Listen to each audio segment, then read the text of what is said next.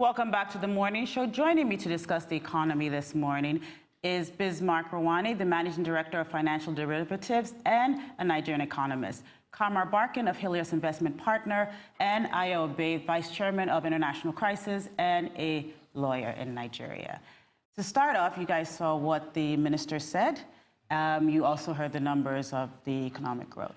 What would you say is the real growth and where that is coming from? Starting with you, Bismarck. First and foremost, it's relieving to know that we have positive growth after 5 consecutive quarters of negative growth. But it's not exciting because it's way below population growth rate. The way to understand this is that every day Nigerians give birth to 14,000 babies. And if you take 0.5% growth as against what is required, it means that only 3,000 of those babies will be fed every day. So 11,000 of them will die if we were to use the marginal output to take care of the incremental population. Now, so what is happening is that we are going into the stock of output to feed the extra 11,000 babies. Then also you need to grow at about 5 to 6% to absorb the unemployed. So one thing is just feeding the mouths that are new mouths, but also you have to create jobs so that they're unemployed. So the demographic problem that is created by just not unequal distribution of income, but unequal distribution of opportunity, which creates the resentment, which is building into the Biafra, the Boko Haram, the ideological struggle that comes with this, is dealt with. So the economy must grow in a robust level. Directionally it's good, but in nominal terms, it's not good enough. And the other thing you have to notice that politically, you see, if you do not accept responsibility for the recession, then you definitely should not take any credit for the recovery. So you need to look at it both ways. I mean, both things go hand in hand. Hand in hand. So because I'm not saying this administration did a lot, but they did it late, right? The other administration did a lot in terms of taking it down, but they also did some good things. So in this kind of thing, you just take responsibility for it and run with it, and now look at the future. The reality is that the growth that you've seen is anemic, it's not strong enough to support it. Secondly, when you break it down, 3 sectors grew fastest. 1 was electricity, 2 was trade, and 3 was financial institutions. The other ones grew, which were stagnant, were manufacturing, agriculture. Now, why did electricity, trade, and financial institutions grow that fast? Electricity grew because there's what you call on-grid and off-grid power. The off-grid power, which is the embedded power, grew dramatically from minus 0.5 to plus 35%, just because there was no sabotage of the pipelines in Escravos, Forcados, and West Niger Delta. So that was it. The other sectors that grew were all just exchange rate sensitive, and that is trade and financial institutions. And they did that because the Niger Delta militants did not sabotage the production. So if you go back to the growth, even though it's all because the Niger Delta guys were engaged and they didn't sabotage anything, it wasn't a result of policy and wasn't a result of any strategic actions that were taken. Absolutely. So it was just, again, the same natural wealth economy as against a produced wealth economy. So that also brings me to my next question, which is, which I would love for you to answer, Ayo. One of the things that we've been hearing about this growth is that this growth actually hasn't been spurred on by any action or any policy. So as we take a look now at growth going forward, what are some of the things that you think that this government actually still needs to do before we go into some of the political stuff that we want to talk about later? Well, for me, it has to be political, and I say this because I'm not an economist. But you see, when you see these figures of GDP, and this is not peculiar to Nigeria, that people will say, yes, GDP may be growing or we may be out of recession, but it's not being felt. Even when we were growing at 8%, the benefits were not being equally spread. So I think that a major issue that the government needs to address is the issue of unequal distribution. And I mean, inequality is something that is a global problem. Yeah. And so but when it's a particular problem for us here in Nigeria as well. And we can't. There are some countries that have better rates than us, and there are some countries that may have worse. But considering that we're already starting from a low base, the level of inequality has to be addressed by any government if we really want to. Because at the moment, anything that happens, it will just be a story that you hear on the news. They say that the economy is growing. We're not feeling it here. Impact. And when you've already been feeling very angry, you're going to have to overcome, you know, before it was just a level thing. Now you've had this. So to get over it, you need extra effort. So even the 5% that Bismarck is talking about, I mean, of course, if you see 5%. So if you see that we have now, and that we're saying that we actually need, we're not going to even it's not getting there. But if you actually talk about what is going to calm people down and make them feel that they have a stake in this growth, then you need to do a lot more than. Almost double-digit. You need to do. You need to not only increase it, but you need to make sure that it reaches. It's impactful, and that means that you put it into programs that will affect people's lives, whether it's roads, schools, electricity, health, you name it. All the things that give people the tools, because Nigerians, you know, despite everything, we still are people who are ready to say, give us the tools, and we can do the job. But when you don't give us the tools, whether it is building silos for storage of my agricultural produce or whatever it is, all of those things, the government needs to be very robust in investing in those sectors so that when we have this growth, it doesn't just translate into somebody buying a house in Park Lane or something. One of the areas of growth that we did see was in financial institutions. If I were to come to you, Kamar, and ask you, what are the things that you actually saw in that sector that actually did give us this bit of bump we had? Well, to be honest, if you think about it, well, first of all, if you don't mind me just like going back a bit before we address that, I do think the administration can take some credit for this growth in the sense that to the extent that the relative piece in the Niger Delta, which allowed for an increase in oil production, because let's put it in perspective. We were at about 1.2 million barrels at a time. Yes. And if you consider Nigeria's peak production has been 2.2 million barrels, to be able to get it up by another 600,000 barrels plus is not a mean feat. So they should get some credit for that. It might not be some super big policy, but at least somebody sat down. And my understanding was it was the vice president that actually negotiated this piece and plus put in a 20-point. I mean, they're working on a 20-point plan for the region. So that's good news because it means that hopefully the peace will hold. It will sustain. It's sustainable.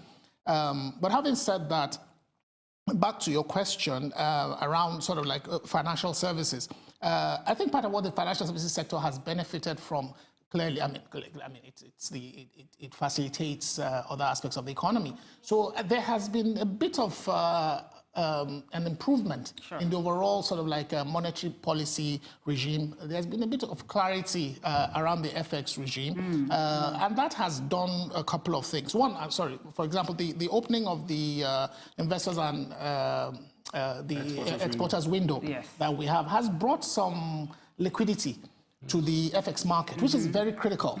So it has allowed business to pick up. And obviously, I mean, like financial services, you make your money from fees on transactions. So the more transactions there are, I mean, clearly that sector sees that benefit. So that is actually a good thing. There's investor confidence that has come from just the fact that you now have more confidence in the fact that this sort of like your FX needs to a large extent will hopefully be met. We saw what happened with the bond issue in Nigeria. I mean, like it was. I mean, the subscription was strong. Both the $1.5 billion fund and the $300 million diaspora fund. I believe that was almost 1.5 times oversubscribed. Yes. So these are all positive things that helped to drive that. I mean, if you want to summarize it, essentially what it shows is the benefit of having a lot of clarity around the sort of that whole monetary policy regime, plus also very critical to understand that you cannot take your stakeholders for granted. Yes. Because a lot of what happened was basically assuming you could slap something down and people and investors reacted the way investors will react. The last thing investors want is uncertainty. I mean that's the mortal sin in investing is you know. The last time you were here, we talked about foreign direct investment flight. Have we seen anything change in that, especially now that there is consistency around the foreign exchange policy? No, actually, what you've seen is actually a positive swing in that, in the sense that portfolio investors are beginning to take the environment seriously. I mean, both anecdotally and empirically, what we're seeing is a lot more, and I'm sure Bismarck can speak a lot more to that, is the fact that portfolio investors are actually, again, because what has kept them at bay are two things. One is just not knowing what was going to happen with the exchange rate.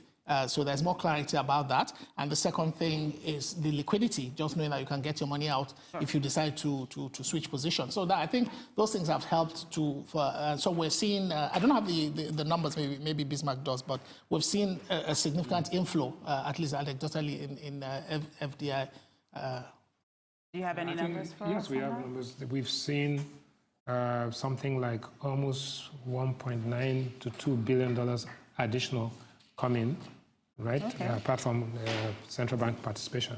What is important about the financial services is that what has happened is the banks have taken deposits and put it essentially into treasury bills because they have the high interest rate environment.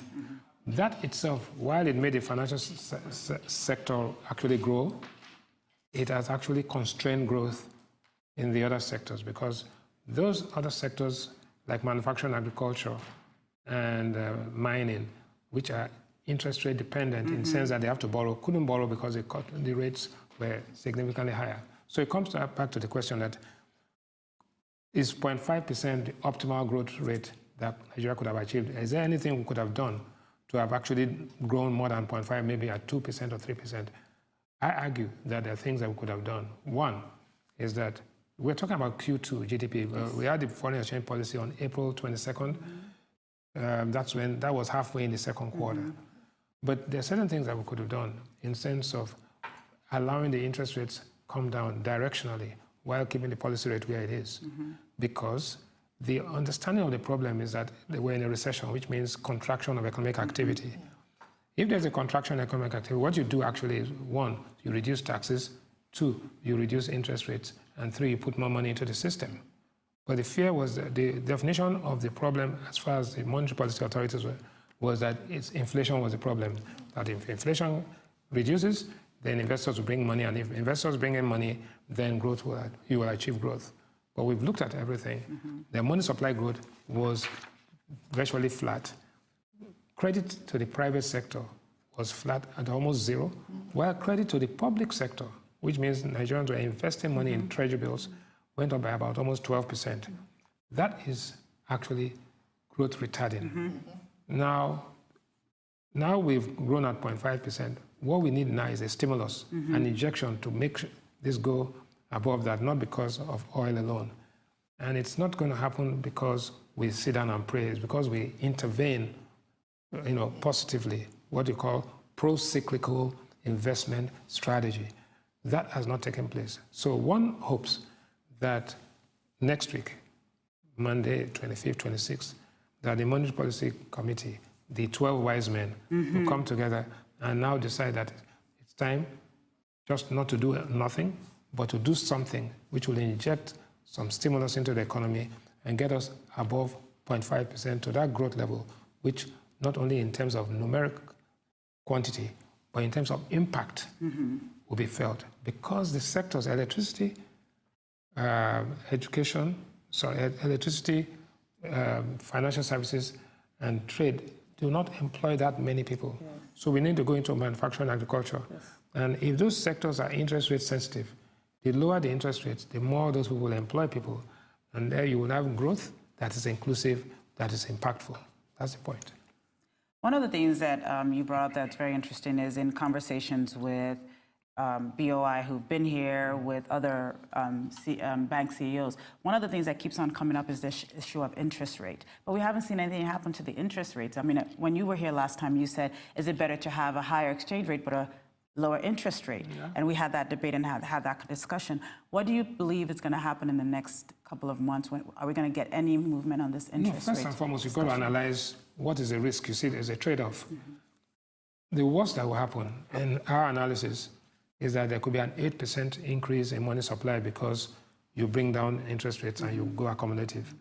So if there's an 8% increase in money supply, which will bring it even within the limit of 10% growth, which is required, which is the target, and we do arithmetically the same amount of 8% reduction or depreciation in the currency, right? You would have another 20 naira max added to the 360. So you go to about 380, 382 naira as the ultimate, right? But if because of that, you can now extract another 1% growth in addition, or 1.5% growth, then you get 2.5% growth, and then you will have employment. So people can live with that because, to be honest with you, if you use your Naira card overseas today, the banks will debit you at about 380 anyway. So the effective rate, which is about 380. So the fear of the unknown, which is that, if we allow liquidity in the system, if we allow interest rates come down, then all of them will go to the foreign exchange market and the currency would crash. That fear of the unknown is totally exaggerated, because we don't know, right? So again, you see, what you see is what you get. What you don't see is what gets you, and that's the problem. So one of the areas that the minister brought up during her discussion on how to sort of grow the economy and sort of the stimulus, like we need some real activity in the economy, is around infrastructure. And one of the conversations we've had here is about infrastructure funding in Nigeria in comparison to other developing countries in the world. So in places like India, where it's 30%, and Indonesia, where it's 30%. What do you believe that Nigeria needs to do to really spur infrastructure growth? Because we're talking about it, but nothing's happening. I mean, I think the listening to the minister, and again, having interacted with quite a number of senior government officials in the past 6 months, one thing that I realize is that there's clarity to a large extent about what needs to be done. I think, because she said all the right things. I absolutely couldn't fault a single thing the minister said, which is basically, massive spending in infrastructure, sort of essentially reflating the economy, which again, to Bismarck's point, the economy needs to be reflated and it needs to be done pretty quickly. It's not, you almost have to do it in an inelegant but very, very speedy manner, because that's what's critical.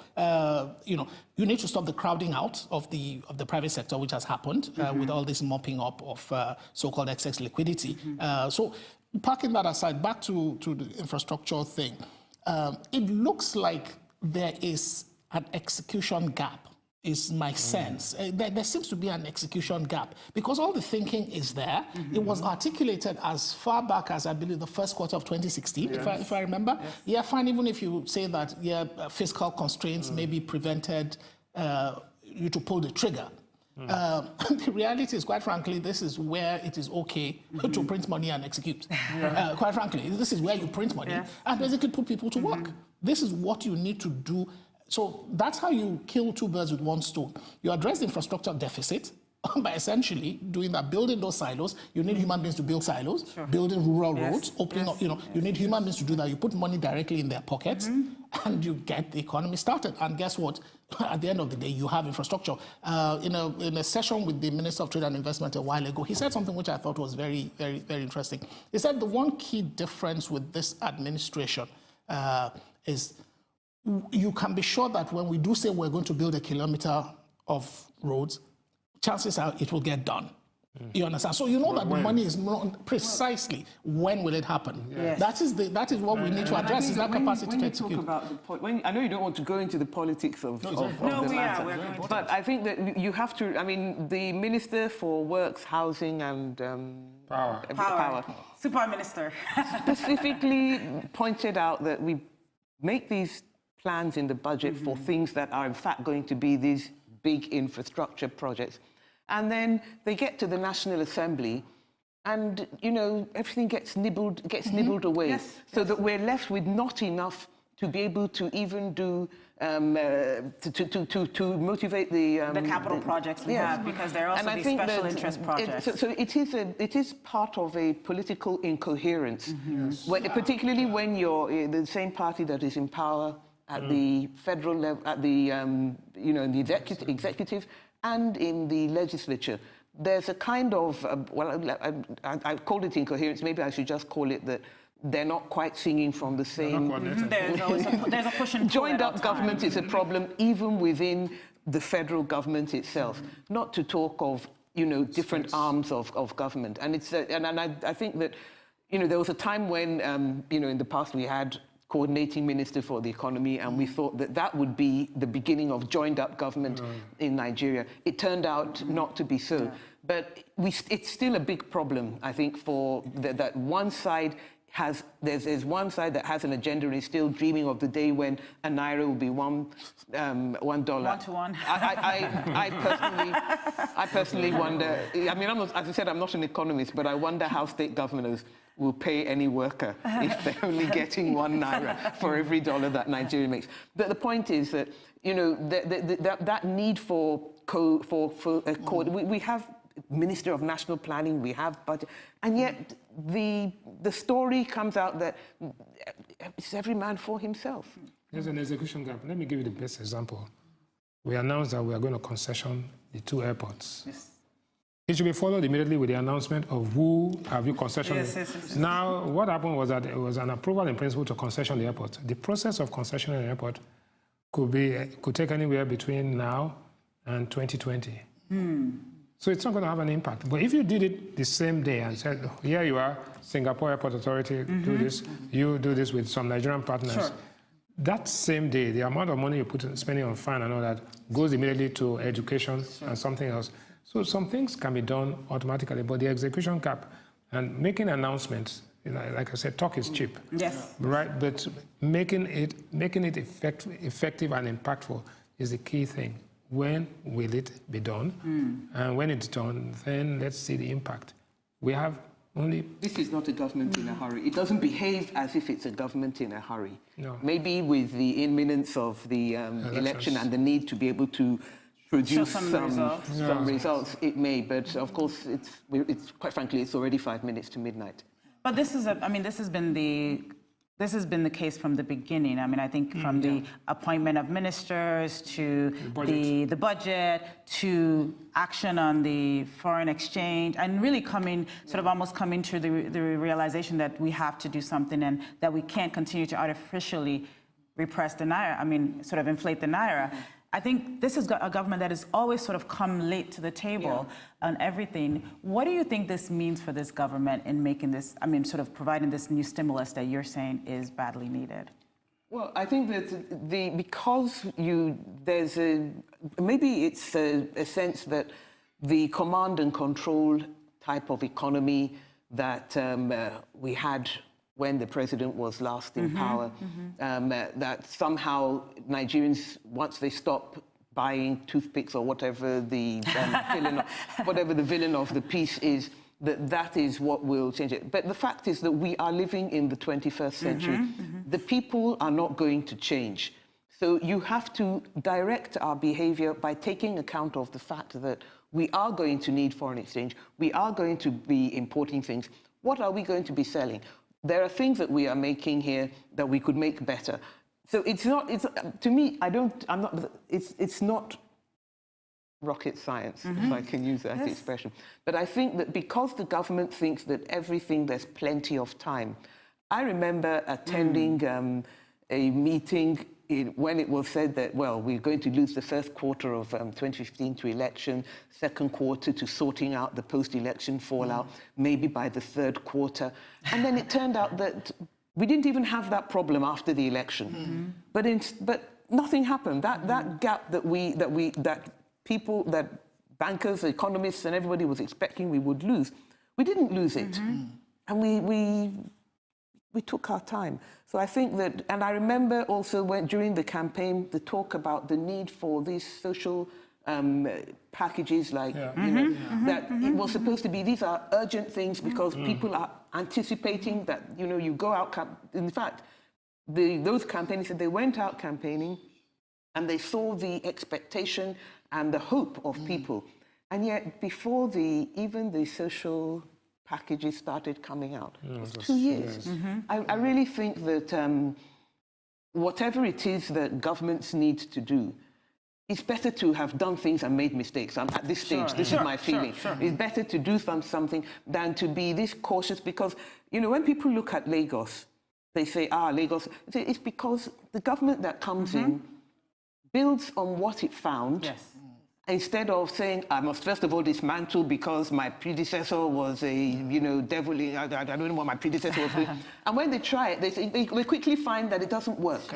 So they go back and say, let me continue building on the foundation I met. But at the federal level, it is always, let me first of all dismantle and then start building. There's no time for that. We're going to take a quick break soon, and when we come back, we'll definitely delve into some of the agitation happening and how the economy actually leads into politics and also is what's leading the agitation. Time now for a quick break on the morning show. Stay tuned. When we return, we'll be picking up where we left off. Please stay with us.